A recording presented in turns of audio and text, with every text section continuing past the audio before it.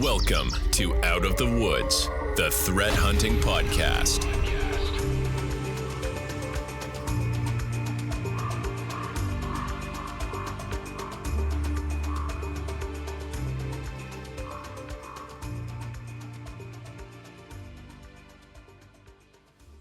Everyone, want to welcome everyone to the Out of the Woods Threat Hunting Live Discord Interactive podcast that we do every month.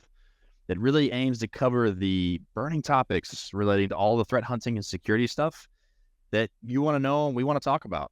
So just as a reminder, throughout the podcast, we'll be taking comments and questions from our Discord server. So if you want to participate, make sure to sign up using the link in the welcome message. And especially this session, we really want to see more participation and bring you guys in, because we were actually planning a guest this time and we had some challenges. So now it's just me and Lee. So we need you guys to help sub in with some comments and add to the conversation as much as possible. We look forward to it. Quick introductions. If you haven't been on the podcast before or heard from us, I'm Scott Poley. You can check me out on LinkedIn, connect with me there. But, 15 plus years of security experience all over the place. Love what I do. Always interested. And Lee, take it away.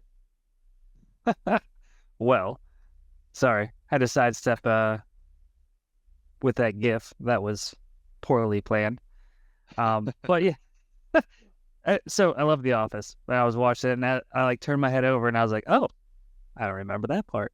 Try and keep it somewhat family friendly. But no, yeah, Lee Arcanal here, cybersecurity threat hunter, content developer, and mediocre trainer, I guess. But yeah, if you ever want to see what else I've done, follow me on LinkedIn. I like to post a lot of stuff about emerging threats, but current events within the cybersecurity sphere, what you can do to help hunt, and I like to drop our little community edition hunt packages at the end there. Try to arm our community as much as possible. Yeah, so just a few mentions before we jump into some things. We have our featured cocktail recipe that was made by our team. Give it a try and leave your feedback on the channel. We'll have a poll at the end too, but you'll see it's already posted up there. I took a picture of what it looked like when I made it. It's actually kind of refreshing. So I was kind of worried about the ingredients, but I thought it worked okay. So check that out, or enjoy whatever other beverage you want to while we partake on this adventure. So with that, let's dive into the interesting artifacts from the internet. I'll go ahead and start with one, and I think I may have covered this before, but I got some more visibility to it again, thinking about it. And it really is about the SANS Blue team.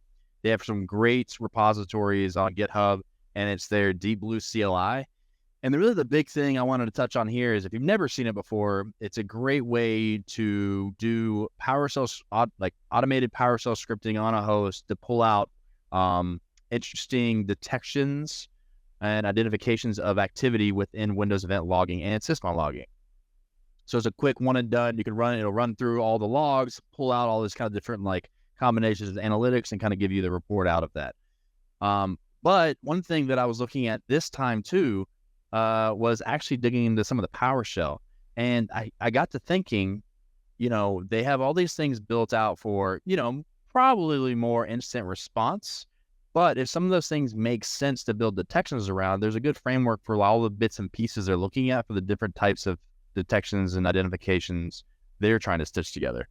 So curious if anyone's heard of it or anyone uses the SANS stuff, because I think that's great. So, chime in if you definitely like it to see if it's worth people's time. The other thing I really like about this repository is they give you Windows events to test with their CLI tool. And in those Windows events files, they have things like Metasploit, Interpreter, Sliver, I think it's called, right? The C2. And then some other malicious activity that's real. So now you could have samples that maybe you can run through your tool. So I know a lot of SIMs and endpoints, you can take log data ad hoc and push it through. And maybe you can see what analytics you have that actually work. It's another cool use of some of the data they provided there. So yeah, that's all I really had to cover. What were your thoughts on it? Have you looked at the tool or seen the tool before, Lee? So I remember you bringing this up because I remember being fascinated by it again. And I do remember trying to wanting to set it up and completely forgot. Life, right? Right. But I still, like, now that you bring it up, I still want to see it in action. And I feel like this tool gives a great view of not just what you can do, whenever it comes to what can you detect, but more importantly, when I say what can you detect, I'm not talking about like advanced, sophisticated TTPs or behaviors, but one of the first things and one of the biggest issues with a job like ours, or threat hunting, or SOC analysts, or you name it, is log visibility. I feel like this tool would give you a good idea of, if you're running an easy automated way to run this and determine, like, well, you know what, if this adversary or this threat would show up, do we have the logs needed to be able to at least see it? Maybe not detect yet. Maybe you haven't built a detection, which is fine, because that's all part of maturity and all part of the process.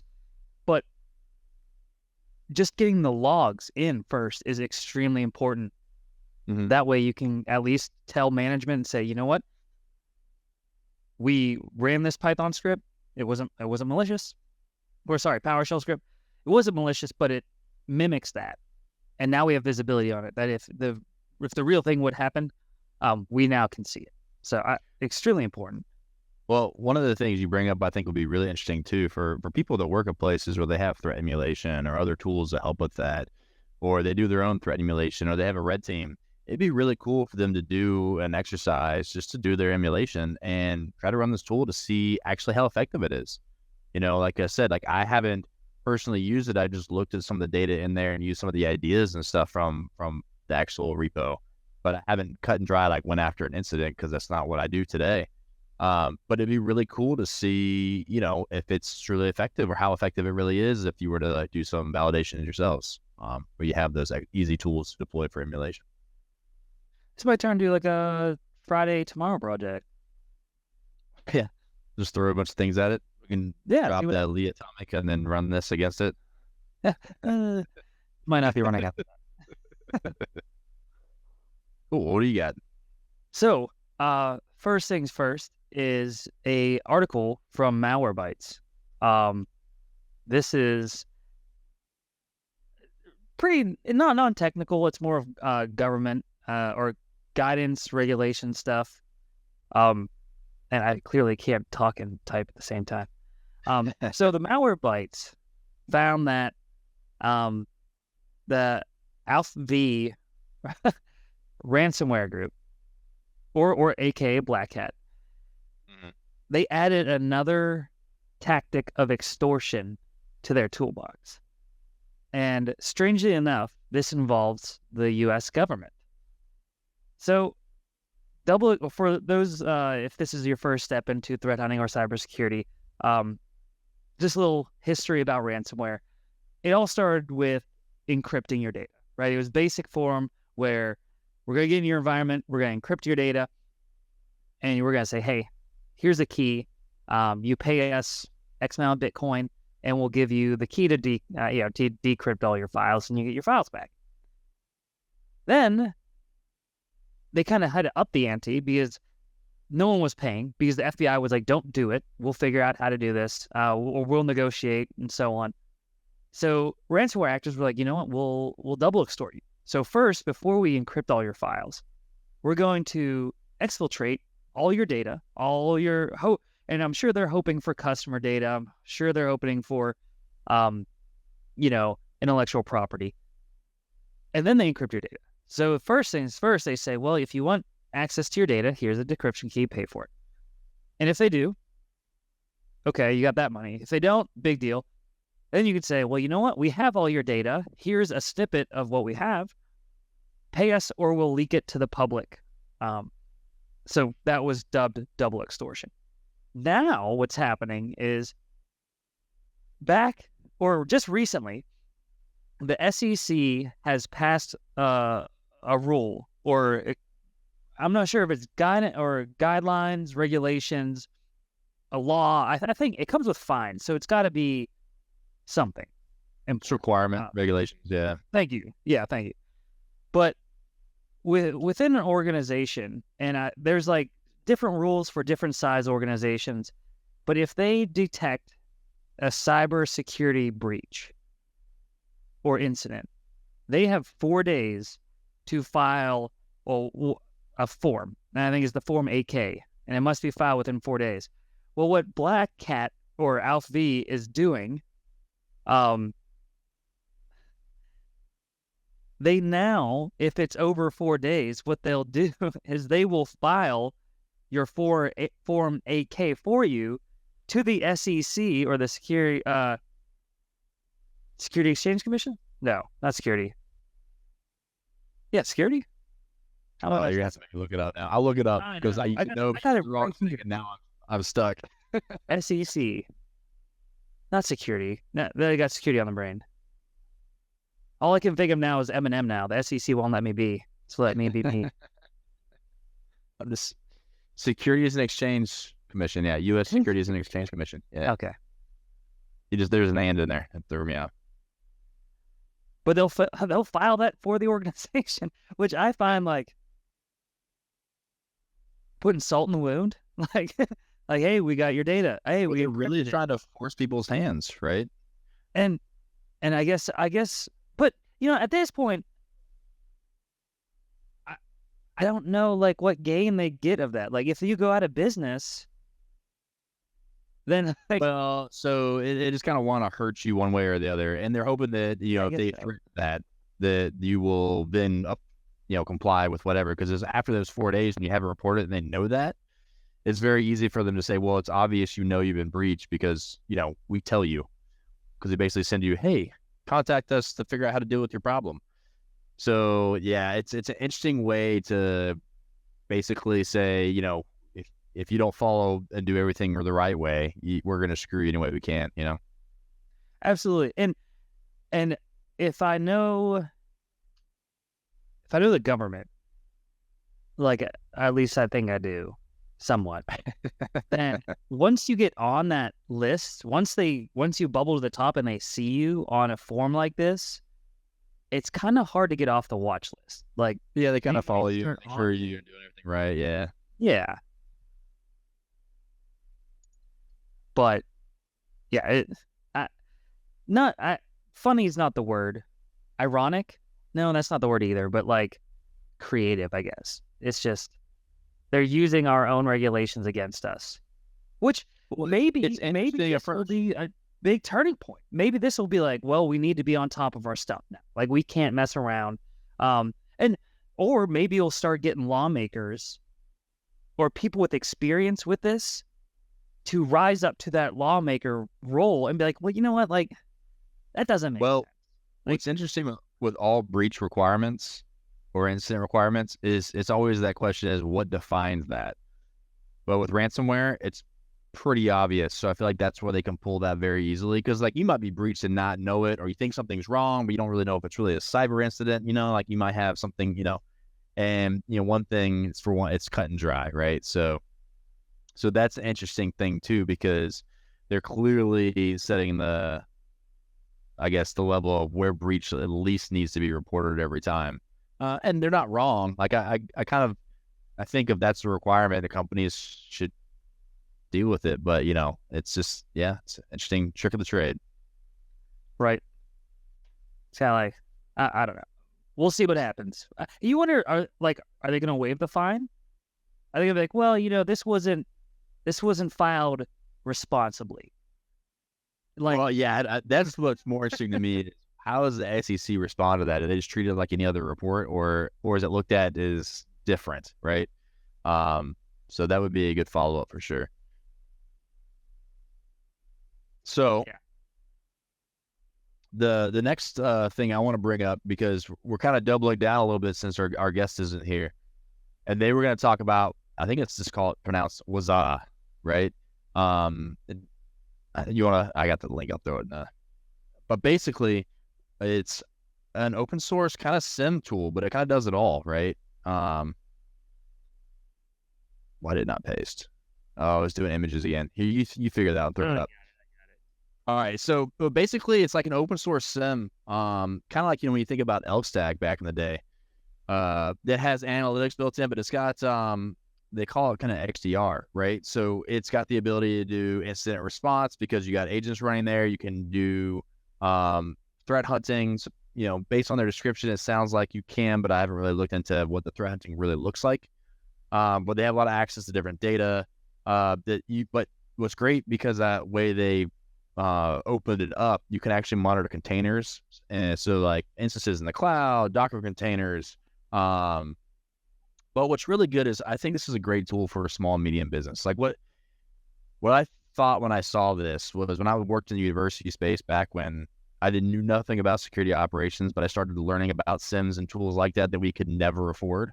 This just seemed like an amazing tool, because it was like, wow, not only does it help you with the security side, centralized logging and things like that, but it helps you with the compliance and reporting. They have really good dashboards and things, and they have a vulnerability where the agent's looking at all the vulnerable things that might be on your network. So it gives you visibility to all your endpoints that you're actually going to manage potentially, and a lot of data collection, so you can build your own detections. I'm curious what the out-of-the-box detections look like. For some instances, I feel like I want to be able to just kind of create and build my own stuff, start to finish. But I do think of those smaller businesses where they can really benefit from decent detections, but if they can manage their environment better, that's a big enough win to have something like this. So really cool. I definitely want to check this out. I remember someone actually brought this to my attention when I was doing my group projects, working on my master's, and I'd forgotten what it was, but they were using it, and they were kind of touting about how that's what they use at home. It's really effective. They are able to have the visibility they want just from their home lab and home environment. And I forgot the name. And so when Chief brought that up, I was like, yeah, that's a cool tool. Definitely something I want to check out. So my question with anytime I see your open source, in my mind, I feel like that puts more pressure on the cybersecurity team. And they offer professional support. So you could pay for support, but you can use a tool independent, I think. So it's kind of cool. It's kind of like what you want, right? Because they've been pushing versions out. I saw they had like 4 point whatever. So that means they have like at least their 4th major version, and they're maintaining it, whoever maintains it. And like I said, I just haven't had the time to really dig into it, because it just brought it to my attention yet again, kind of last minute. I'm curious if anybody out there who's listening, have you ever heard of Wazuh or used it before, or have like, horror stories or like really cool stories? That'd be great to share, because it looks like one of those promising tools, just like I think Elk's actually a great stack, just to kind of see what value it adds, and how you can interact with the data or search across data, or the speed. Like there's a bunch of things. I know with Elastic they have the Elastic endpoint, which adds some of that like EDR capability, and I don't know how this endpoint agent works, but it sounds like because it deals with automated response, I don't know how far Elastic does with some of those things, but it'd be really cool to check out, right? If you're like a one-guy shop, this might be the tool for you, I would love to have like a just a cybersecurity conference that is like a open source bake-off. Yeah, I'm surprised they don't have like open source sections. Well, who's going to sponsor them? The no open source is going to pay to be there. Like, have people just come show their tools, right? Like, that'd be cool, right? I don't know, an expo maybe, and it could be sponsored by the big names. I don't know. Why would you sponsor your own competition? Sorry, that's my. You're not wrong, but for people that are leaders, like Microsoft's a big leader in the space, it's not really competition. If they sponsored it, they'd be like, all right, well, who do we want to pick from? Do we want to buy, or whatever, like that kind of stuff. Yeah, or bring a bunch of independent researchers together that have used the tools, and like people that have published their findings and instances stuff like that. Yeah, speakers. So I can't see your whole name. Probably because we're not friends on Discord. Sorry. But it says Jay. They said it's such a large business for them being the ransomware group, that they'll do anything to protect their business model. Absolutely. I completely agree. They will constantly adapt. And sorry, we're kind of stepping back. They will constantly adapt to make that money. I mean, what is it?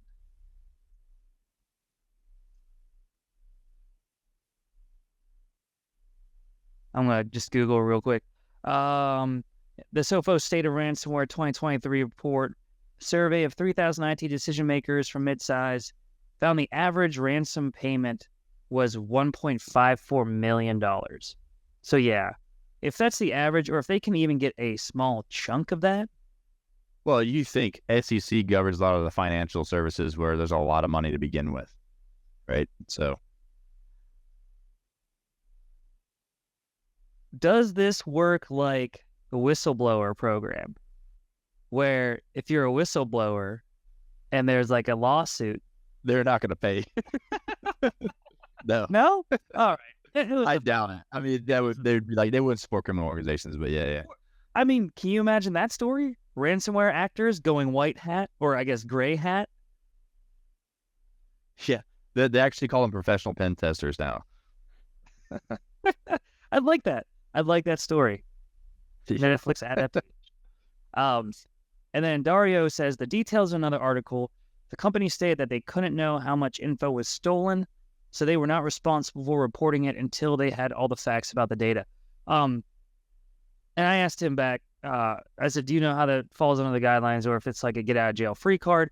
I reading earlier the guidelines, I think it mentioned that any loss of material, whether it be a warehouse being burned down or the loss of files, and this all pertains to loss of material object or materials to the organization. So they Something said, tangible. right, or digital. Well, right, but something that is like real, like you can say that this is definitely left. Yeah. And they said anything. Now, I didn't see, maybe I missed it, or maybe I just didn't get the details, but I don't think there was like a cost value. I don't think they were like over. Well, like how much you lose. Yeah. Right. Like, well, it's but this is what I've always hated about regulations, is like how we respond to them is splitting hairs on words, and words are important. I get it. But like, we never really boil down to like, what is the ultimate point? What is it we're trying to solve, right? And that's the one thing I hate is like when you have states or governments say, we know when a breach happens. And it's like, I really want to say, well, what are you going to do with that information? Because if I know how you're going to use it, then it's much easier for me to know what to share, when to share. But instead it's like, well, it just has to meet these guidelines and we're going to collect it and we're going to do whatever with it, like analytics. And and it's like, no, but like until you see a product that they're going to generate, like that doesn't even like motivate people, show the value in even sharing it, other than you're just like, I'm on the shame board this month, like it's like, yeah, you're absolutely right. It's like we've gone down this road of trying, entities trying to make organizations report breaches for good or for bad. Responsible, but like making them report things that's not accountability, right? Yeah, it's like we started off, it's a good idea, and no one wanted to do it, so they're like, all right, we're gonna start punishing you, right? Like we're gonna make you do it whether you like it or not. Which is never a good way for progress. It becomes a loophole folly. Everyone just wants to, well, we had the loophole because we didn't know exactly what was stolen, so we have time. It's like, I get it. I get both sides of it, and that's what's so frustrating, because I feel like there is a right answer, but like there's so much fear and uncertainty to work together on that. It's just I think the biggest problem, and this could be just shooting from the hip, but that it's tied to cyber insurance and anything with a cost. Anything. I mean, money is in the picture, so that's why this whole thing is a problem, right? Like it's just money makes people uneasy. Yeah, especially money like that. I like it's the shaming to invest in your cybersecurity. I mean, that's the best part when a breach happens, right? It's gonna be like, we need more, and they're like, yes, protect, because we don't want to be on that shame board anymore. Do you think this is being run by the big organizations that have been compromised recently, that they want the little guys to be shamed too? Is this all some conspiracy thing? There's never, like, I think when I see a small company get breached, I'm like, oh, that sucks to be them. And when I see a big company, I'm like, shame on you. We're the best. You should have had more resources, yeah. Which, okay, this is going to sound terrible, so I hope no one takes it out of context. But the way SolarWinds went down, was, so I look at breaches and compromises like I do phishing. right? Like cyber phishing or like real phishing? Cyber phishing. Okay. No, I can't look at this like I'm just gonna Like sit on a a boat drink. this analogy here, and I was like, all right, I'm ready. I just drink beer all day. No, Yeah. don't catch a thing. But we're all capable of being phished, whether it be the perfect fish or just inconvenient time. Every organization is also susceptible to compromises. Or compromises? No. Why is this? Sure. Cyber attacks. I don't know what. Brick wall. But everyone's capable of doing that, whether it be directly, whether it be a phishing attack and they get straight into your organization, or it be a supply chain attack, you name it. It's more of a psychological way for that.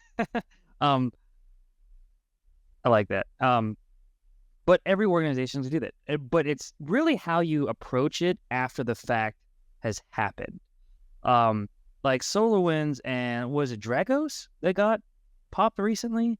Dragos got hit. I don't think there was necessarily a lot of impact, but they did a great job reporting everything that went through with that. They I'm pretty. They basically came out there like, listen, we know we're a security company, but we're human too. Versus the other side where people are like, well, we can't report that because God, like we have the product, we have look at the impact, and it's like I don't know how you manage it shows your maturity, not the fact that you were impacted it. I think you're absolutely right. At least, but that's tough because I say that from my perspective. I'm a cybersecurity person, so I'm like, wow, they really got their stuff together. And then I hear someone who doesn't report things. I'm like, wow, they really don't know what's going on over there. And then the average person's probably like, did you hear everything they said happened to them? And I'm like, that's a good thing, so I don't know. Perspective. Yeah. I just, swanky corn. Or is that swanky or wanky corn? I think it's really based around cybersecurity insurance. Also to get the SolarWinds and Oktas of the world in check, i.e. the C-suite. Yes. Speaking of, and sorry, I don't mean to keep derailing it. Have you heard the... I think it's bad that we don't have a guest here. No one's gonna. This might be our worst episode. It's gonna be like, yeah, we started talking about something, and it was just, all right, it is swanky. But apparently was it the CISO? God, I was listening to Black Hills Information Podcast, or the InfoSec, and they were talking about how apparently there were emails being exchanged that were like, hey, you're selling our security. And I don't want to put out false information, but it sounded like someone was saying we're not that secure. And then the SolarWinds CISO was accused of fraud, I believe, to the shareholders. I hope that's accurate because I was listening to the podcast while I was walking my dogs. If you can't hear them in the background. But it was just like, that is a good reason, or that's the worst case scenario, right? Like you're running a ship that you're like, hey, I'm responsible, like we're the greatest, blah, blah, blah, blah. And then people below you that are working actually doing the product are like, well, like, not really. Like we need improvement. But I hope that's what the, thank you, Swanky. I hope that's what the regulations are aimed to do, to get people honest, to get people more aware, I guess. Yeah, so someone, was it Riptide, brings up a good point about the lawyers, and my only advice when it comes to the legal, like obviously legal is going to control the narrative and the conversation, or that's the place they need to be or want to be or whatever. But I think there needs to be that level of expectation with legal team on what stance does the company want to take if something like this were to occur, right? Like a matter of, hey, we want to be as transparent as we can to the public if something like this were to occur. And these are the things we want to be able to share. So you as a legal team needs to figure out how to make that happen, or figure out what we need to do to facilitate some of that, because a lot of times when people hit the panic in that area, it's almost like they're like, legal handle this. And the natural lawyer legal thing to do is protect, to the point where they're not going to represent the company the way maybe the company wants to be represented in the time of a breach. So I think that's also a really good conversation to have, to make sure that everyone's aligned when it comes to these types of scenarios. So, and you know what, I believe Dario said it earlier too, where he said they weren't responsible until they had all the effects and the data. I think you can definitely report a breach and still say we're in the process of figuring out the impact, like you mentioned. Honestly, like if I was the government or if I was a consulting agency and someone came in and said like, hey, we've got something going on, could you help us? I'd be much more willing to help that, other than someone be like, well, you know what, we got something going on, but we're not sure if we need to do anything about it. Like we're checking in on it and being like nonchalant about it. yeah. So I definitely lied about their security. So yes, the scenarios with the goals. yeah. So I don't know if you want to take us to the next one, because I definitely have an interesting point on the next one that you were going to bring up. And that is, where am I looking? BlackCat. Yeah.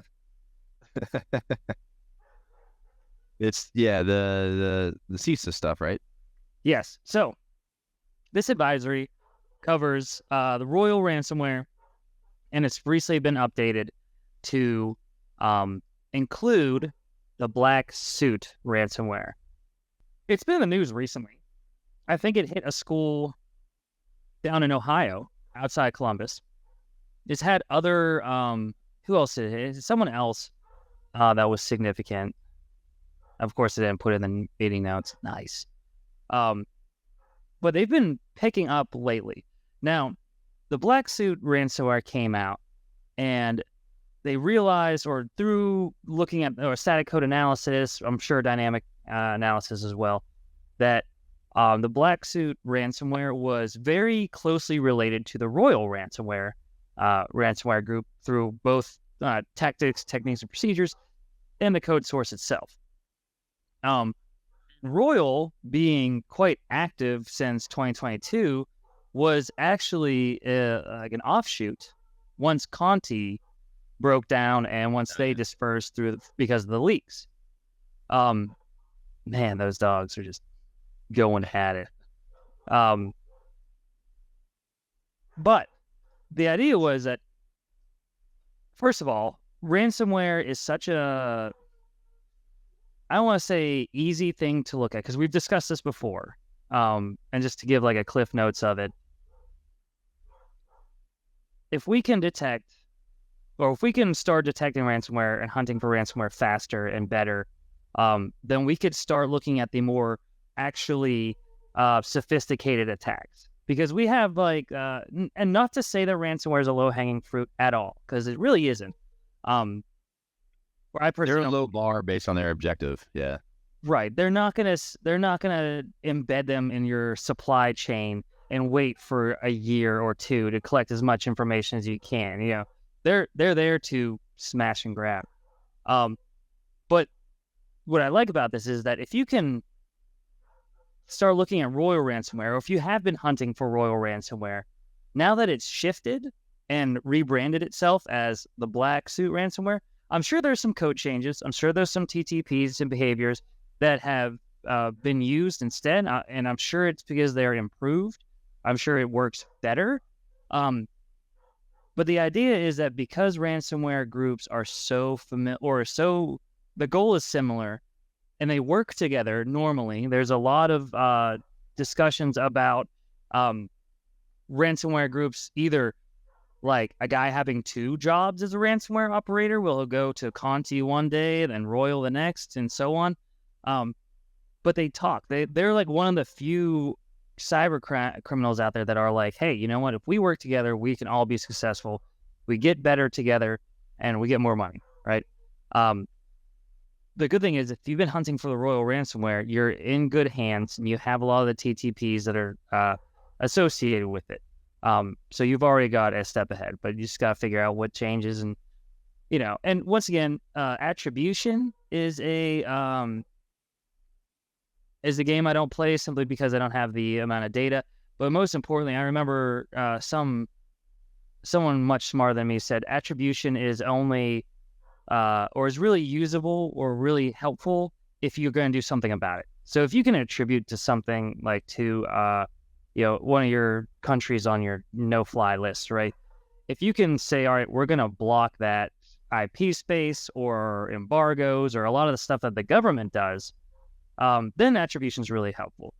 Quite frankly, if I'm in an organization and we identify ransomware is going through our environment, I don't care who is doing it because I know the goal for it is financial gain. They're, probably looking for cryptocurrency and so on. And like everyone's on ransomware's victim list, right? Or target list, right? But ransomware, I guess to digress, ransomware is very similar with each other. So if you can find those core behaviors that they do, like deleting your shadow copies to impact your, or impair your system backups, then you're got a good thing going already. And I'm gonna let Polly talk while we got a lot of So there's a good share. I really like the ecosystem map because it kind of lines up with what I've been saying a lot when it comes to ransomware. And they have a great graphics of like how ransomware breaks up and becomes other ransomware groups over time. So that's why the TTPs share all over the place when it comes to ransomware groups. I feel like if you can hunt for the 2 or 3 most popular ransomware groups, you can pretty much hunt for all of them in a lot of instances, right? Unless there's initial access type things they take advantage of because vulnerabilities and exploits that are really easy to take advantage of are out there. But the one thing about this report that kind of there's a couple of things that spoke a lot to me. One, I counted.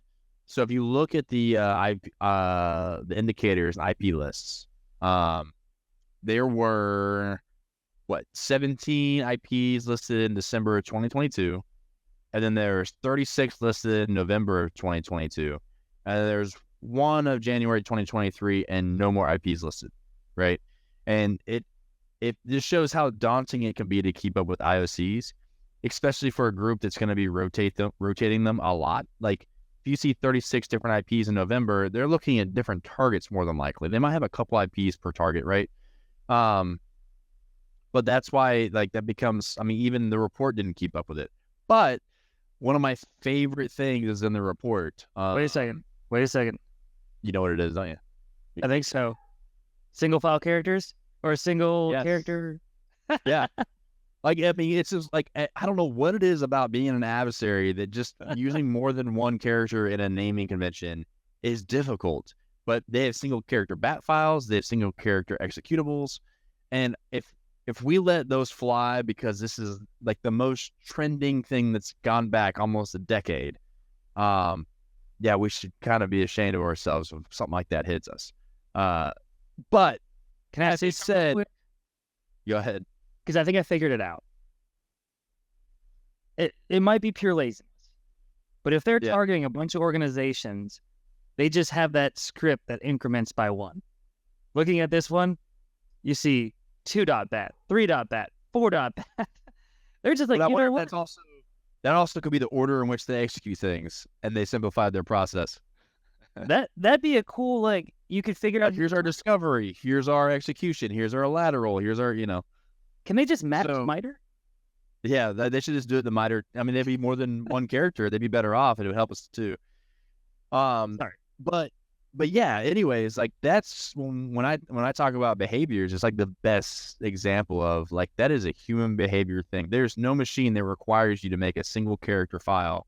But us as humans, we don't, if we're this is a throwaway executable or a throwaway bat, I'm not going to try to be creative and blend in, especially if I'm going to be there for, a week.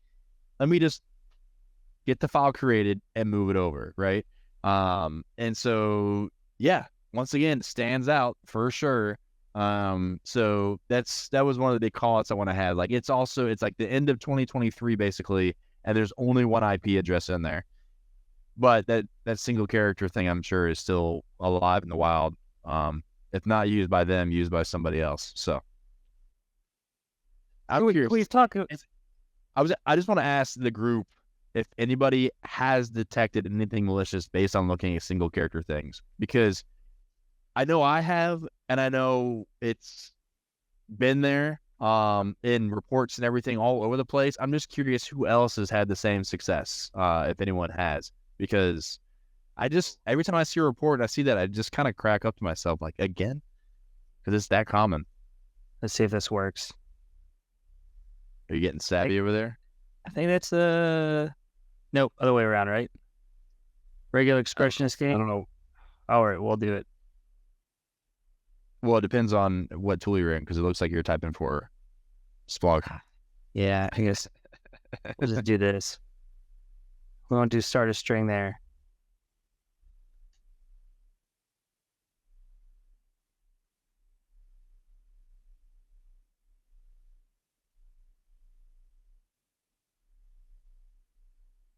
This would be Yeah, the end of line character. What? Anchor it. Do the $sign. Yeah. I mean, it's close. There's different versions of that you can do, but yeah, something like that hopefully gets you there, right? If anyone can take this or simplify the regular expression, if that translates. If not, please fix it. The idea is close. Yeah. I would love to hear your feedback. But yeah. Oh, can we stop for a second real quick? Can we talk about how much the CISA reports have improved? They have 100%. Like, and this, I know I haven't been in the game that long, but I remember getting a CISA advisory and then IOCs, right? Well, it was like 2 paragraphs of like, there was something that happened. This is why you should really be concerned and scared about it. 5 IPs, 2 domains, a hash. And you're like, okay. And so then your afternoon was like, search. I didn't have anything. So am I good? I have no idea. Like, yeah. And now we got this. Probably gonna. But like, yeah, I mean, I think MITRE helped drive some of that because it helped educate people on what to share, right? If people use MITRE in different ways, but it really provides like, hey, these are the things that are actually important when it comes to an attack. All these different levels and all these different intricacies at those levels. I think that really helped people a lot along the way. It's really great. And this is, I like this section too. Sorry to keep bombarding the Discord. So I love MITRE, of course, because it's just such a wealth of information. But then they added this: the malicious files have been found in victim networks in the following directory. So it's like how we teach our customers to operationalize the intel, of making it look for consistencies, versus the focusing on the variables. The variables being the IOCs, and the directories or constants being like the TTPs and behaviors. Where do they like to drop their files and so on? But it's refreshing to see a government entity step up to that level. So I've always wondered if, like, the things that you just pasted or showed there, like where they draw classifications on that information, because I remember, certain IOCs would have like a highly classified and some would not be highly classified depending on where they sit and how they're discovered. But that other information, is that considered more sensitive because it tells more the narrative and what actually happened? And so that was part of the barrier, or was it not even being considered? That's, I have no idea. I'm just kind of food for thought. Like, I wonder if those were barriers or not based on that sharing. So, because I mean, like, there's smart people that work in government. They deal with threats all the time, right? So, no, absolutely. No. Yeah, I hope no one took that as me saying the government is stupid, but because there are amazing people that work there. But even with the smartest people, I know the government has a lot of red tape, regulations, and paperwork and stuff. So to see them, so it's good to see. All right, well, I think that kind of closes out some of the finds we had. There's some discussion pieces I want to bring up. And the first one, really, I'm really curious to the people that have been talking. I don't know if you're responsible for implementing new technologies. But I kind of want to talk through what does that look like and what makes sense from an approach, because I've kind of gone back and forth where I'm not always responsible for implementing new technologies, especially when it comes to, bigger organizations. But like, what are some of like some ideas and things about, right? Like, what kind of process people go through for implementing new technologies? What are some of the gotchas that usually upset people, or get you in trouble, when it comes to testing? How is that being done, and risks? And the reason I bring this up, I had some conversations with some folks about implementing new technologies, and it was around, being a cybersecurity professional. It's like, gosh, I really want to have every single security control in place. I want to make sure all those things are crossed as I'm onboarding something, so I know that it's good, right? But then that adds a lot of time sometimes, because sometimes things just don't work unless you understand how they work, or you run into some of those hurdles, those gotchas, I guess we call it. Versus there's sometimes we implement things under like the default configuration, right? Where we're like, okay, we're not going to do anything additional. The default configuration is what we're going to run with, and then we'll make changes after we get things working. And then there's the approach where let's not worry about anything other than getting it working, and then stack on all the things that we want to enhance or secure once we can prove the product. So yeah, if people have anything to chime in on that, I think that would be great. And what it kind of made me think about, and this is a question I'm going to put you on the spot, Lee, for this one. But remember the time you implemented Sysmon? I do not. That's strange that you bring that up. But you had to go through a process, right? And like, I want you to kind of talk through your process initially, what you kind of learned from going through that process, and if you were to do it differently the next time, like what you might change. If that makes sense. So I do want to say, though, I did leave out one answer, and I forgot. It's E. We paid a lot of money for this. We need to get it working. Yeah. Depends on the tool. Yeah, that's true too. Like, what is it for? Complain. Now, are you saying it depends on the tool, referring to the person or the technology? Good question.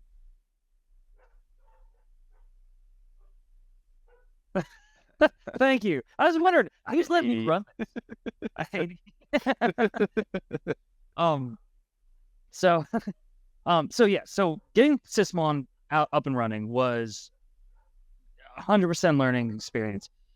So what we did was, and I believe we started in our SOC. We put it on the computers because we had the most access to it. We started with the configuration file and started adding things, which was funny because things that we would tune out as business as usual, or things that we don't want to generate a ton of logs for, the big hitters ended up being like nothing compared to once we started rolling out eventually. Which shows if you're too focused. Everyone works different, right?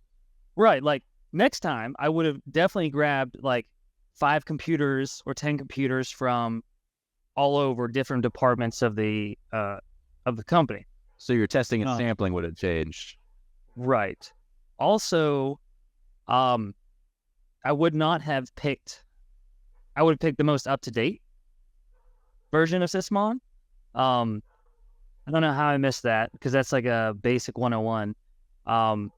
Because the version I picked was vulnerable to data leakage, which we found out in the best way possible. RIP. But anyways, but definitely the approach of sampling, finding something that already exists to take a lot of the hard work out. Like we went with blank. Start from scratch, 100%. Because in my mind, I was like, this can't be that bad. So that'd be like testing like a default config, right? And then see what default settings. Yeah, right. Because I was like, I want to truly make this unique to our environment. Yeah, and found out that was a bad idea. Because there are people out there that are much smarter than me that have done this already, that have created great configuration files that exclude a lot of the stuff that we were trying to do.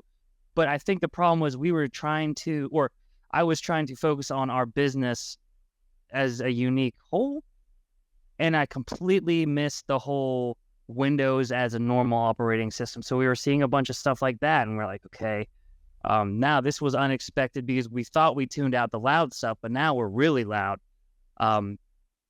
It was definitely a journey. It was definitely a learning experience. Yeah, that's really how I would do it differently. Just look what exists already. Let's look what's working. Increase your sample size. Definitely stay up to date with latest version, latest patches, and you name it. So yeah, what I liked about when you were rolling that out, because I got to I wouldn't say supervise, but I got to watch because I just let you kind of run with it. But That's good. was like, yeah, like I do think it makes sense, especially when you're deploying things on multiple endpoints and environment, starting small, growing big. But I also liked how you were utilizing tools and working with other teams as you hit different sections of the org. Like, what was the network impact? What was the collection impact? So you had a lot of really cool measurements to say, yeah, how does this affect anything else? Which was kind of cool, that I liked. And I never even would have thought of, and you had these really good reports about it. But that was a lot of fun. Yeah, I mean, I actually, because I first heard of Sysmon when you basically pulled it out from doing what you were doing. So highly effective tool. But like that was that's a big rollout. Like if you've never implemented Sysmon in your environment from scratch, it's a tough sell. And a lot of times, but two, I mean, it adds cost immediately because you're collecting more data. So you got to be smart about it. And it costs to your throughputs, costs to your endpoints. I mean, there's cost everywhere, and how that shakes out. But I feel like I've been, as a security professional, when I roll things out, I've always had that. And even when I set things up at home, like I'll set things up like to test things out or in a lab or whatever. And I'm like, I got to make this as super secure as possible because I'm a security professional. And, so I should know better and I should be able to do this. And I spent days when I probably could have set something up in maybe hours, right? And I've kind of took a step back where if I'm in a safe environment and I just want to understand how a new product works, I think I would just turn everything off and just say, give me the bare bones so I can see how things are supposed to communicate. Because I think it's much easier to troubleshoot as you flip things on and then something breaks, so you know exactly what's tied to, versus you turn everything on with the proper secure configuration and nothing works, and you're like, well, I don't even know where to start. So I feel like from a troubleshooting perspective, time to productivity, I just feel like I think I'm more on board with that, which is kind of against the grain of like how my mind works when it comes to, well, I should be able to do encrypted traffic and get a cert and do all these things, and it should be simple and explanatory, or how we handle authentication. It should be the best, not the legacy based whatever. So yeah, that's kind of my perspective on it. I don't know if people think I'm completely wrong or think I'm crazy, but I like now to, I think, get things working so I can secure them. It's like, I think, a better endeavor. I would also, so I don't know how this would even work. Maybe if it was something like Sysmon or another tool, but B and C, running those in tandem. So default settings and all security off. Because if you're like, hey, well, what do the default settings provide? And then you have it in your like lab one, and you're seeing what results you get. And then you're like, well, what about if it's all off? And then you're looking at it and be like, wow, default settings makes us blind to a bunch of stuff that we didn't even expect. I mean, in the perfect world, you do A, B, and C all together to see what happens. But that's never going to work. Yeah, I mean, I guess it also comes back to what are your requirements, right? So, but I still feel like that's your checklist you follow up on when you want to move to prod. But I feel like if you want to dev something, dev it with, just show the value. That's the point of dev, in my opinion. And then prod is, before you get to prod, is how can you meet your requirements to make it production ready, right? So, yeah. So Riptide said one of the biggest issues is, technology doesn't work in the same in their prod environment as opposed to their dev. Yeah, no, I run into that all the time, 100%. It's like the engineer, that meme, it's like, well, it worked on my computer. It's like, well, fine, we'll give the customer your computer. Yep. Sorry, I don't see your whole name. But Sysmon Procmon, Why am I only seeing? I don't know, because you're not friendly with people. I don't know. I keep everyone at arm's length, or at least 3 dots. Procmon, that's a great tool as well. Fun fact about that is, by default, it starts saving logs in memory. So as Procmon's running, it's starting to save the logs, and the logs that are displayed that whatever you're looking at is all in memory. Because I remember I found that tool when I found Sysmon. I found the sysinternal suite, so I was messing around, and I was like, oh, let me check this out. And I ran it, and I was like, oh, let's take a look at everything. And I walked away for like 5 minutes. It came back to a blue screen of death. And I was like, what happened? So I was looking at it, and you never cease to surprise me. Yeah. Talent. But like, it was just wow, because I was like, why would you do that? And I get it if you're only doing it for a short amount of time. Like if you were yeah. And like, if it's like more of digital forensics where you're like, I just think I want to take a look at this malware or whatever run, catch all the material or catch it all and stop, fine. But if you leave it running, you have to change it to like write out to your save on the disk. When you said the BMC defaults blinded you to some things, when I deploy antivirus, there's a setting. He's saying that if you know what the defaults are as an adversary, you could sidestep. Like, if you know what tools you're up against, you can like basically create your attacks to beat the default settings at least, which I think is a smart thing to be said, right?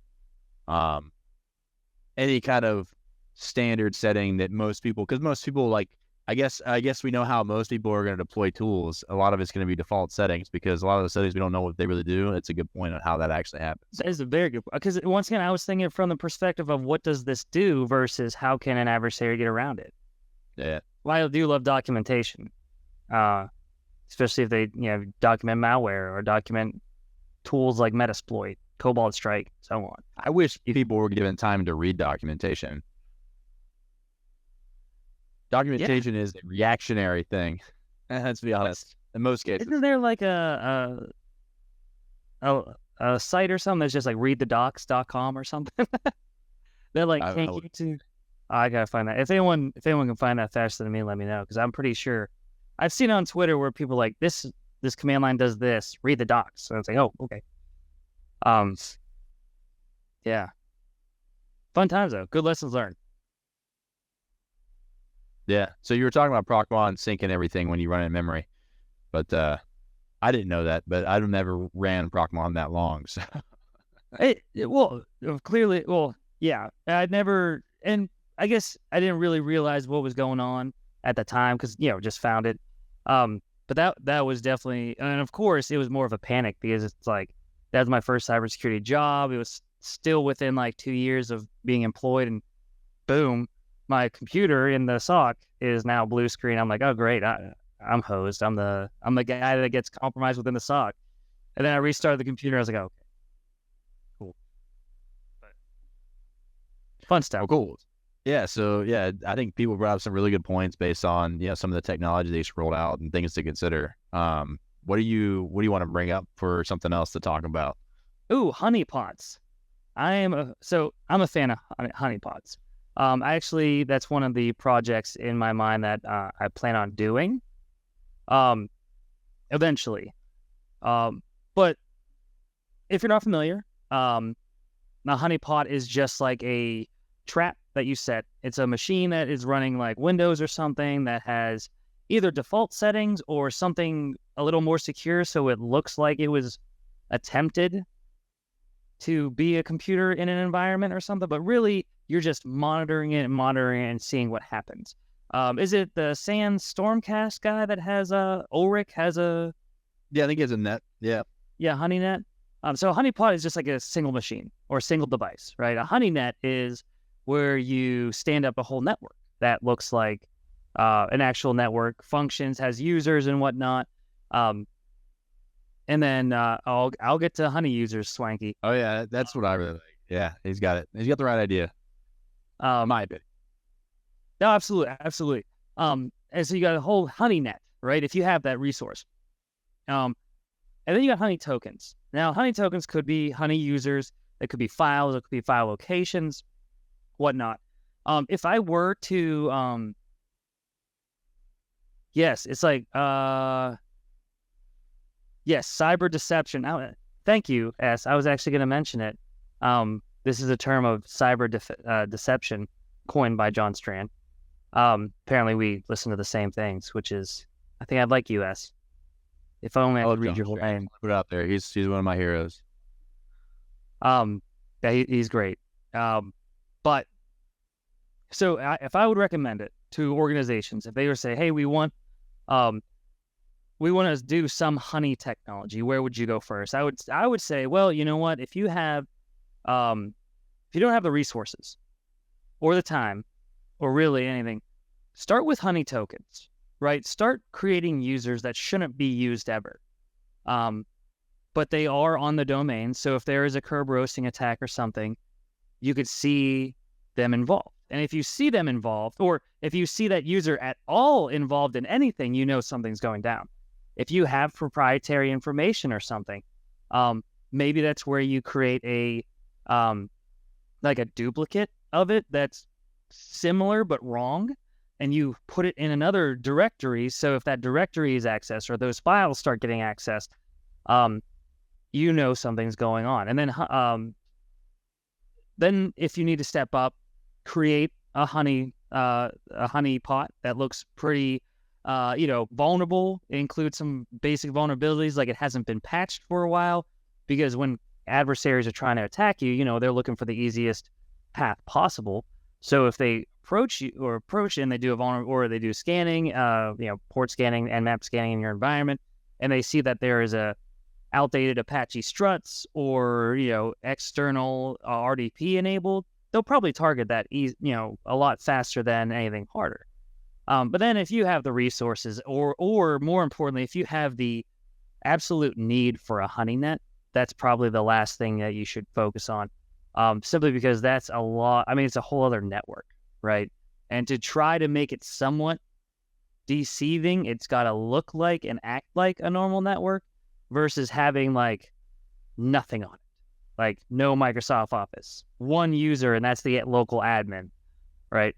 But if you are an organization that is really concerned about that, then by all means, like it's I personally think it's worth it. There's also like that, what is it? The almost like in the Intel with the Canary tokens or the Canary reports, where they would give every single person a different report, and if someone leaked it, they knew exactly who it was. I like that idea. What are your opinions? So it's going to contradict a little bit because, back in the day, I feel like there was more opportunistic attacks that happen and just in the wild. And there are when it comes to vulnerabilities, and you got ransomware and things like that.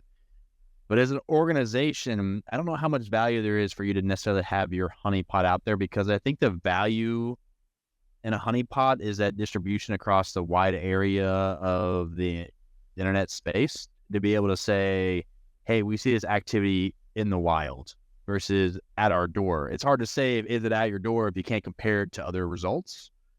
So I think having a honeypot that participates in a network that you can see the global data for, it's great. That's why I think it's really beneficial for intel companies and things like that, because you can say, hey, botnets are actively looking for this specific service or these specific ports. There might be a new vulnerability or a new exploit, something we need to be paying attention to. I think there's value there. But if I just have some device sitting there that's getting hammered on, and I'm just like, well, we're getting hammered on for this now, or this now, or this now, I don't have the same context. But I am a huge fan of like the Canary things or the honey tokens or the things associated with users embedding things on web pages, so web pages get scraped and redisplayed, or like any of that kind of stuff. I think Canary does a great job, and we've talked about them in the past, where I think the best way to operationalize that. But I used to be a huge proponent of honeypots, and they've just kind of fallen off as far as the value into versus value return. Like you might get really lucky to see some payloads and see people fight over things, but I mean, back in the day when I was really into them, you'd have adversaries fighting over the same honeypot. They'd get in, they kick the other one out, they'd do their foothold, and the other one would get back in, and they kick them out, and you get to sit there and just watch it all happen, right?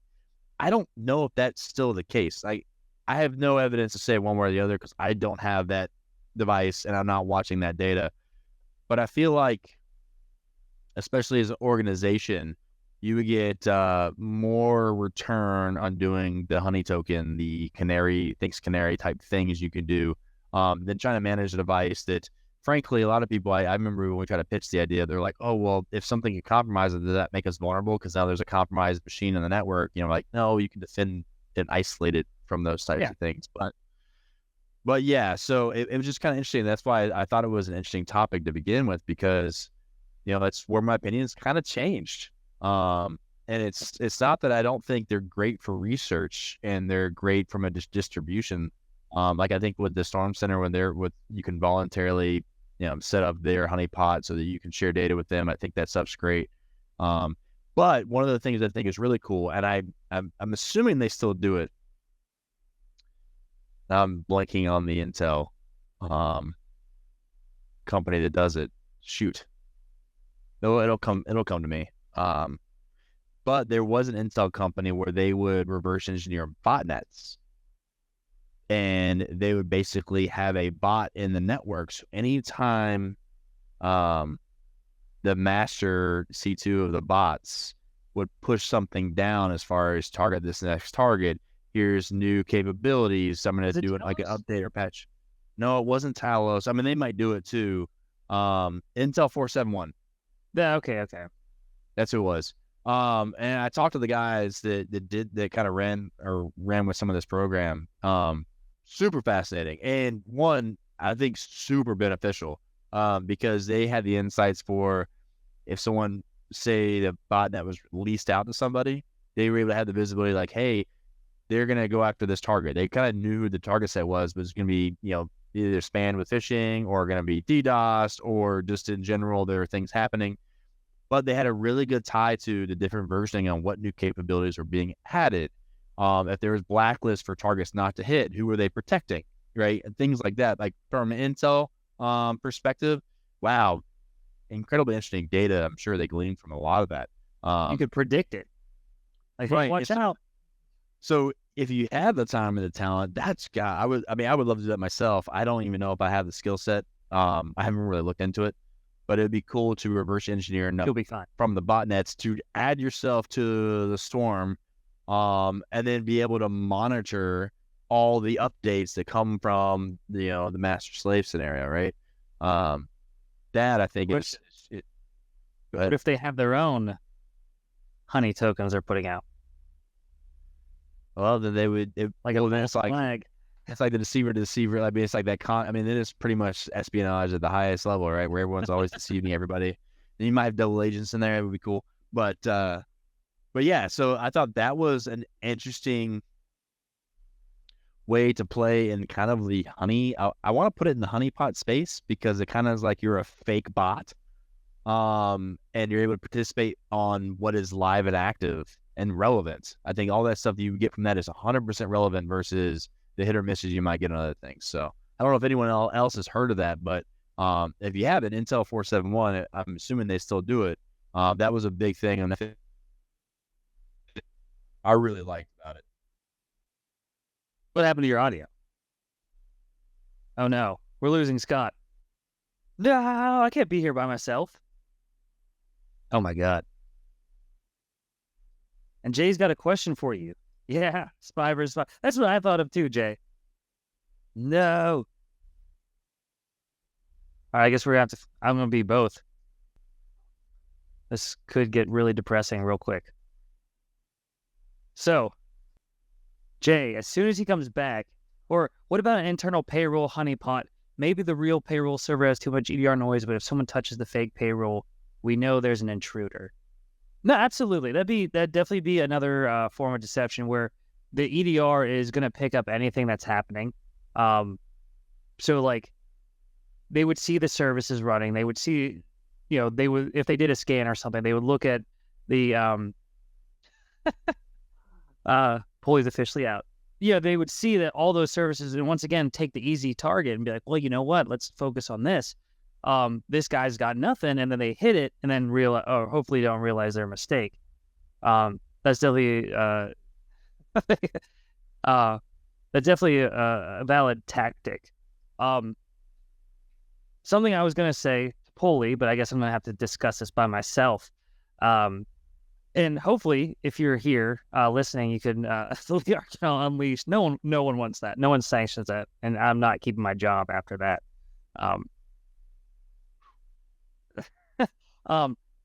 If you're thinking about, now I guess a monologue, how honeypots, or an interesting thought that I had was, how can we apply the honeypot, honeynet, and you know what to the technology topic we just talked? I thought it'd be really cool that if you do like set up, then I believe who was it mentioned the levels documentation. Jay, it was you.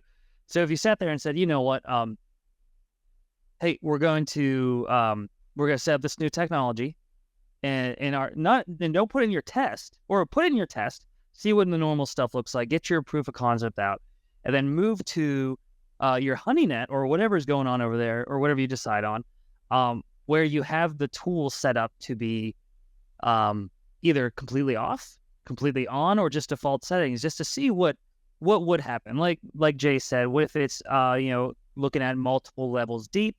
Are people or adversaries starting to try and read the documentation, see where they need to be, and how they could bypass that tool or technology? And that would be a perfect learning experience from honestly organizations sense, because then you could start thinking about, well, who's targeting us, who is or who could be aiming at us, and what tactics, techniques, and procedures are they using? And then from a vendor's perspective, can you imagine if a vendor did this? Like, hey, he's back. Oh my God. For if you could think about setting up a blank level of Sysmon in an organization or in your honeynet, and just seeing what all the stuff you get, or a new EDR or SIM or whatever the case may be, or just any security technology that will stop stuff.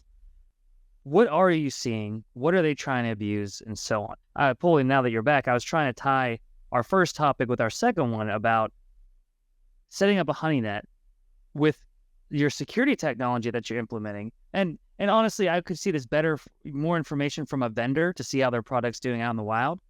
That if they put their technology in a honeynet, or a honeynet, and sat and watched to see what would happen, they could learn a lot from that experience.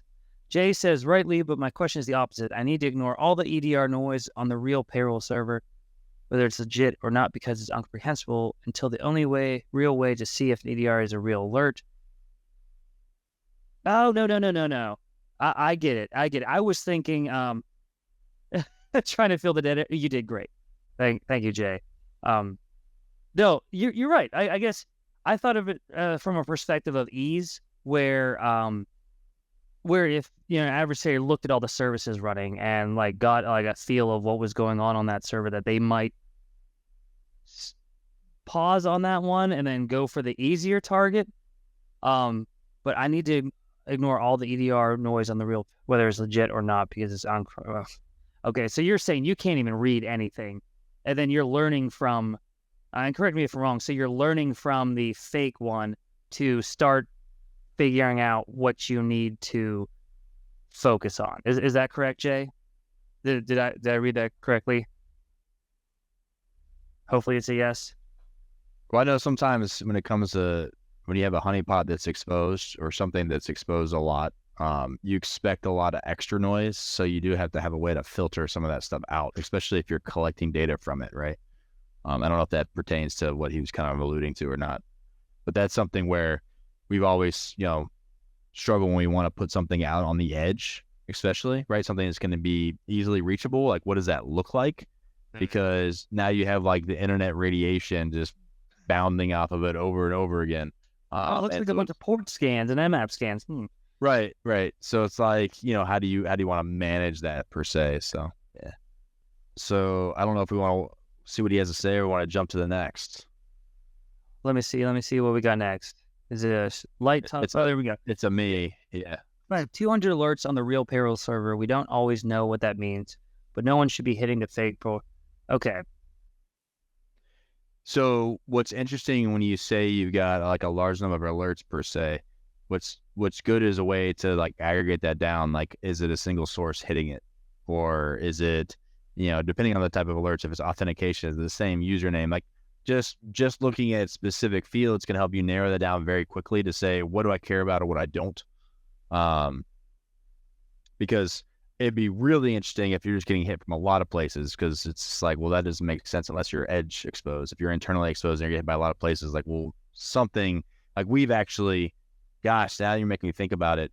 I remember we had the problem, we stood up our SIM and we're looking at alerts and we were doing vulnerability scanning. And we ran into this problem where it was like, well, gosh, we know once we learn all this, because we saw this bad activity, we're like, people are trying to exploit things. And we're like, what is this? And we finally figure out, oh, that's our vulnerability scanner. Well, that's cool. And then we're like, well, we should whitelist that. And then the question was like, well, that scanner has the keys to the kingdom. Don't we want to know if it does something? And we're like, so it was this huge challenge of like, how do we convince management we should care, right? And the right answer, right? And the right answer at the end of the day is, we know what that is. It's expected behavior. We have to detect on something else, right? It's just not worth your time. So it was like one of those things. I remember that was like a huge, like, well, what do we do in this situation? And we made the wrong decision for a while and just suffered through the pain of trying to respond to what this could be and investigating everything and to realizing it's not worth our time. We can, do better things. So. Yeah, I think we should get to the next topic, even though we have 13 minutes left. Yeah. Is it am I looking at it correctly? It's the coding one, right? Yeah. Programming skills. Yeah. So this I always find is a very interesting topic, and I'll kind of frame why I go here too. I remember I sat on, I wasn't like officially, selected to sit on, but I attended. That's a better use. You look at the curriculum for a university, right? And they were basically saying, look at our cybersecurity program as an outside third party business or whatever, and give us feedback on the curriculum and the things we're covering. And they walk through the curriculum like, well, this is a class, this is what this covers, this is that. And they were pulling out things from a programming perspective, like, yeah, we used to have some things that cover some JavaScript. We don't think that's important. And we're not going to do any kind of C+ stuff. And we're thought about doing Python, but we just don't. And they basically were pulling out all this programming stuff where literally they were saying they were just going to get rid of programming altogether because they didn't see the value. I remember sitting there thinking, like, there is definitely value in understanding code. Now, your curriculum maybe shouldn't be about, I can write software, right? But I should be able to say, if I look at a piece of code, I understand roughly what it's doing and what are some of the nuances with coding in general, like how are things stored, how are things used. And I kind of like was that guy who had to raise his hand in the middle of the talk. Like, everyone hates that guy. I'm like, I'm like, everything you're pulling out, like literally my analysts in the SOC have dealt with, right? And on a professional level, on a day-to-day, like we were looking at PDFs that had embedded JavaScript that were doing things, and we needed to kind of know what it did so we knew what to look for after the fact.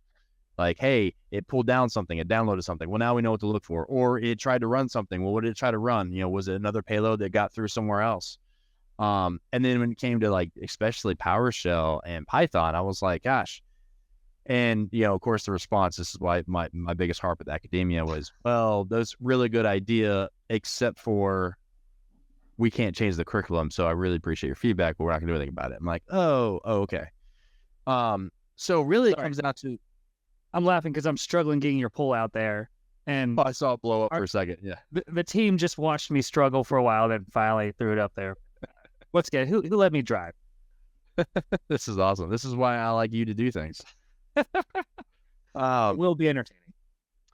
But so it really comes down to, I'm kind of curious, of the group that's been participating so far, like, what's your perspective? And we have the poll, it kind of covers it.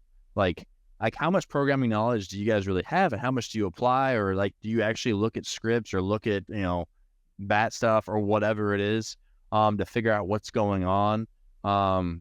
And to be honest, that's also a thing when I look at reports. I look at the code in reports a lot of times just to say, like, what is and not the assembly stuff. When people do like malware analysis, they break out the assembly and the API calls, they get references. I'm like, that's cool, but I can't detect on all that. So, but from a behavior perspective, I really like the other stuff.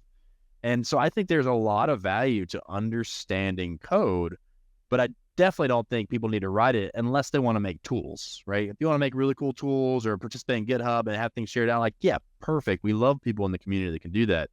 But from an analyst perspective, I just really want someone to say, hey, I can see there's this function, and in this function, it's trying to do these things, or it's calling this other function, and based on the name, I'm assuming some things or whatever, versus just being like, scared and just not really addressing the issue. So I don't know if anyone else has a take on that that's listening, or Lee, what's your whole take on, what do you think about programming skills?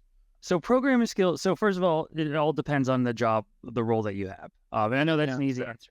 But if I would love, oh man, amen, Swanky, you're on it. I love that. Actually, that exact cyber chef too. So first of all, it depends on your role. If you are a reverse engineer, I hope you can write something so that you understand programming from the most basic coding of like machine, right? Because if you're looking at IDA Pro or any other tool like that, that's what you're going to see. Because I've looked at it before. I don't understand it. I'm not good at it. Now, if you're talking about programming like for an analyst, I would love to either teach or go to a course that is living off the land or coding or scripting. I don't know what term, because it's not really coding. Level, like just to get things done, right? What does Windows Command Shell look like? What's PowerShell script? And then cover all the simple abuses, executables that are covered. I would love. So you bring up a good point, and maybe I do kind of muddy the water between the two, but there is a difference between coding in a coding language and doing things from a command line terminal. Because there's some things that are code-like from a command line terminal you can do, and it kind of gets turned into like bat files and things, but it's really command line terminal-based things. Like, yeah, I think you definitely need to understand the command line terminal stuff. The programming stuff is probably the icing, in my opinion, right? Yeah. As an analyst, absolutely. Yeah, and I guess that's my fault for taking it that way. Cause honestly, I guess I'm such a bad coder that I bundle that up with it. But yeah, living off the land, love it. There's just so many opportunities and so many opportunities that have been taken to abuse those tools for adversaries to achieve their goals and stuff. I would honestly sit through a semester class just listening to all that. It'd be fun, and I think that's important. Well, one of the skills I think is, I think it teaches people a lot very quickly, but I also think it's one of the most important skills, especially if you're dealing with obfuscated code, is the first thing everyone learns in coding is hello world, right? It literally is like, I'm going to write something, it's going to print something out, and it's going to say hello world, and look, now I'm a programmer in this language. But, and I used to hate that too. It'd be like, we're going to do hello world today. And I'm like, no, we're not. Like, I'm going to do something else. I'll even, in spite, not say hello world and say hello something else. But when you look at obfuscated code and you kind of understand the structure and you understand how variables are called, inserting your own print statements and understanding what statement actually executes something, you can completely have the code deobfuscate itself, which I think is incredibly powerful from a basic reverse engineering perspective, right? You don't have to really understand how the code works or whatever, but if you can say, instead of executing this variable, print this variable, and you'll see the code that's actually going to run, and it's going to be in the simplest form. I think things like that are definitely things that people should have the understanding, and that's just really, really basic coding and being able to read some code, right? Yeah. So I think that's good point. You mean ChatGPT. I would agree, Swanky. You're on par with that. If all else fails, use LLMs, which is true. Now, I have put some obfuscated things in an LLM before, and it gives me varying results on what it actually means, because it tries to do its own what it learned from elsewhere type of math or whatever you want to call it. But yeah, if anything, if you want to learn how to code or you struggle with coding, you're right. There's a better tool now that helps you at least along the way. So yeah. So now you actually raise the bar though, Swanky, because now I feel like more people should be able to do coding because they have ChatGPT. So there should be no barriers to can I do this or not. They should be able to. Don't I see your face, Lee? So now we're putting out crappy insecure code en masse. Well, I'm not saying create things for people to use. I'm saying figure out what code does. This is a way for you to learn, not don't rely on that for reliable tooling. And honestly, I like ChatGPT and I use it a lot, especially when I'm doing like my emulation of adversary stuff.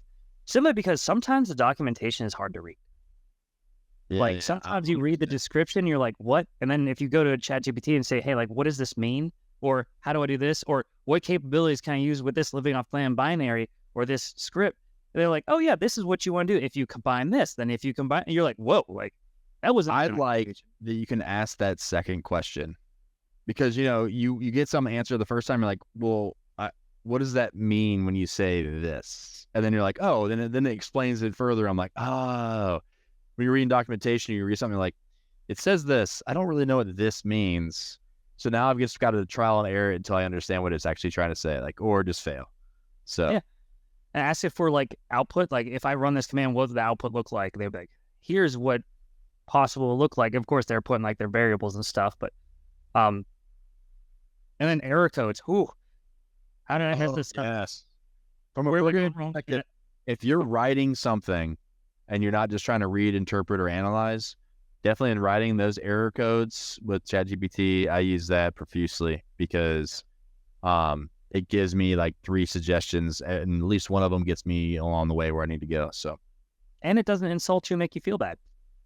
Oh, yours doesn't? Mine does. Maybe it's just because I've insulted it personally. I think it started out that way, but I've used the phrase explain to me like I'm an idiot enough that it's like, all right, we're going to put the kid gloves on. Yeah. You get special treatment. Yeah. They're holding a bunch of stuff back. Well, that's good that it identified that. I never did. Even a machine can. Well, so yeah, I think we're kind of coming up to the end here, so I just want to mention a few things, unless you have some closing remarks you want to mention before I go to the outro. No, I'm good. Yeah, so if you partook in our future drink, the Malicious Mistletoe Mixer, I did. All I got is the mint sprig that I put in there left. Actually, I thought it was very drinkable. Mint and cranberry, I would have never suggested the two. I could drink it again. I did use Rumplemints instead of just normal Snops, so it was actually much stronger, and I thought it was tastier. You use Rumpelstiltskin? Rumplemints. It's 100 proof. Yeah, it's fun. So that gray area where you signed off, was that just you booting and rallying? Yeah, I was like, oh god, I just up chunked everything. No, actually, it was funny. I touched my adapter on my Mac, and then the whole thing crashed. I've never had that happen before, but I do have probably over 1,000 or more tabs open in Chrome on multiple desktops everywhere, and I think that's really what did it. So I got to do some tab management when we're done here. But so with that, great conversation. I want to thank everyone for joining. Once again, we love talking shop with friends and colleagues. I appreciate some of the engagement we had today. Actually, you guys mentioned some things, made me think about some things differently, which I love. So hopefully I was able to do some of that for you as well.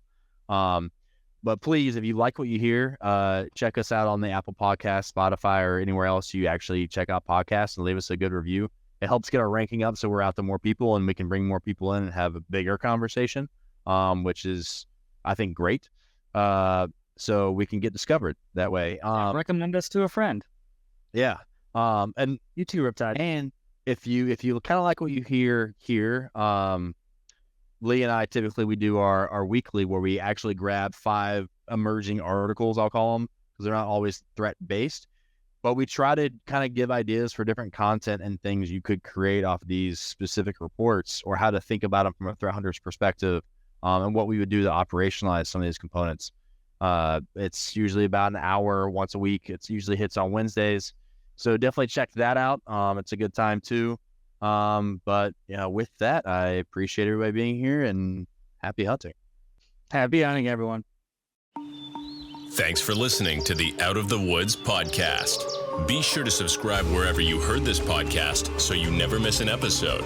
For more information or to connect with Cyborg Security, check us out online at www.cyborgsecurity.com and follow us on social media. We'll see you next time.